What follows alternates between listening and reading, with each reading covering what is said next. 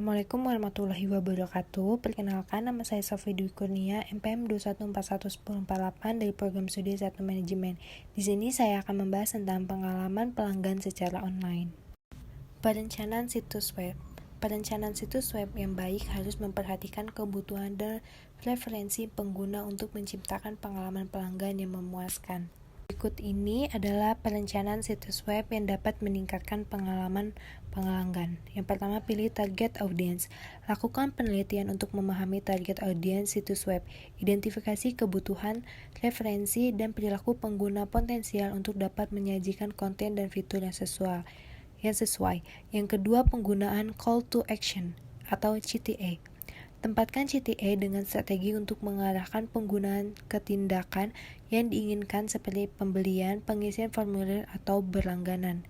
Yang ketiga, mengoptimalkan mesin pencari SEO. Terapkan praktik SEO untuk meningkatkan visibilitas situs web di mesin pencari sehingga lebih mudah ditemukan oleh calon pelanggan. Yang keempat, desain responsif. Pastikan situs web dapat diakses dengan baik melalui berbagai perangkat, termasuk desktop, tablet, dan ponsel. Desain responsif memastikan pengalaman pengguna yang konsisten dan optimal. Yang kelima, keterlibatan pengguna. Sediakan elemen-elemen yang mendorong keterlibatan pengguna seperti ulasan produk, formulir umpan balik, atau forum komunitas jika sesuai. Menentukan persyaratan situs web atau aplikasi. Yang pertama, free development task, pendaftaran nama situs dan pengaturan singkat maksud dan tujuan dari adanya situs tersebut. Discovery, analysis, and design, tahap penelitian yang meliputi analisis desain situs, analisis pelanggan baik personal maupun kebutuhan, desain visual, jenis konten. Yang ketiga, content development dan testing, mengembangkan situs untuk membuat prototype, integrasi sistem manajemen konten, integrasi database, kegunaan pengujian kinerja. Yang keempat, publishing or launching the site or improvement, pengujian yang perlu dilakukan sebuah web atau aplikasi diluncurkan baik aplikasi baru maupun pembaruan.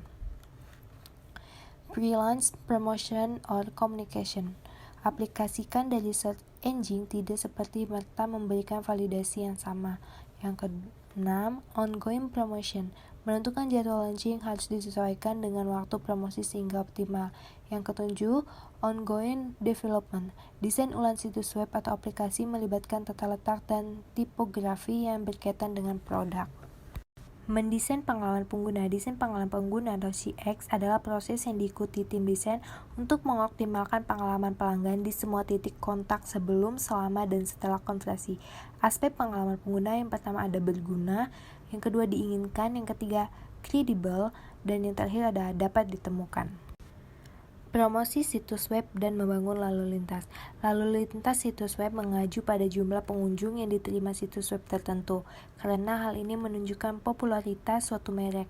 Lalu lintas situs web merupakan aspek penting untuk bisnis karena dapat meningkatkan trafik situs web yang berkualitas dan akan menjadi prioritas pertumbuhan bisnis di era digital.